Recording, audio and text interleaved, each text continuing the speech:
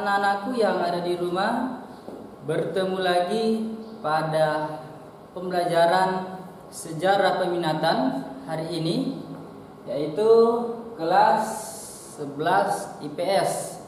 Nah, untuk pertemuan kedua pada hari ini, kita akan membahas mengenai kerajaan maritim Hindu-Buddha di Indonesia. Kemarin kita sudah membahas apa sih yang dimaksud dengan maritim itu, yang bagaimana itu maritim.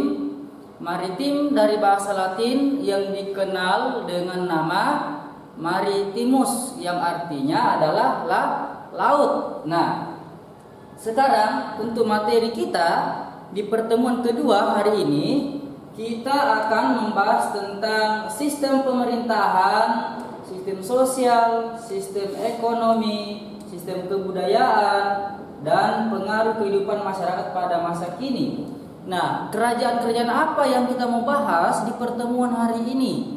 Yaitu tentang kerajaan Hindu-Buddha. Dalam sistem pemerintahannya misalnya Kerajaan Kutai, Kerajaan Tarumanegara, Kerajaan Pajajaran, dan Kerajaan Majapahit. Nah, untuk pertemuan kita pada hari ini, kita akan membahas tentang menganalisis sistem pemerintahan, sosial budaya, perekonomian, dan pengaruh pada masa kini pada Kerajaan Kutai. Berarti hari ini yang kita mau pahami adalah mengenai Kerajaan Kutai.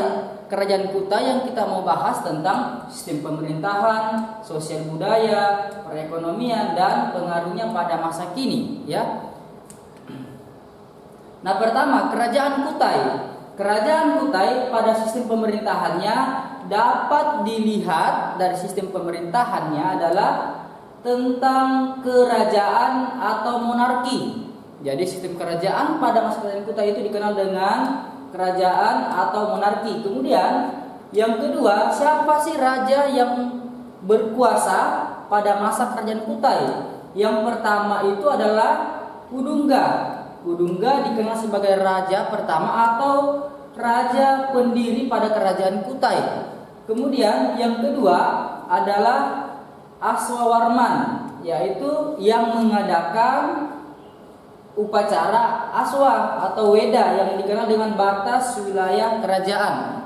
Kemudian Mulawarman sendiri yaitu dikenal dengan raja yang mencapai puncak kejayaan. Artinya adalah pada masa Mulawarman sudah menjabat di Kerajaan Kutai, dia itu berada pada masa kejayaan di Kutai.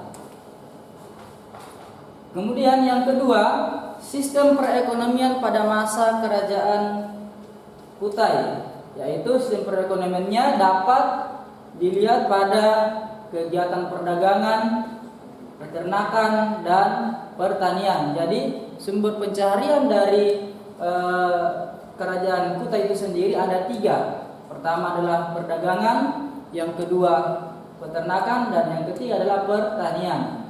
Yang kedua dari sistem pemerintahan, sistem perekonomiannya adalah Raja Mulawarman mempersembahkan 20.000 ekor sapi kepada para Brahmana.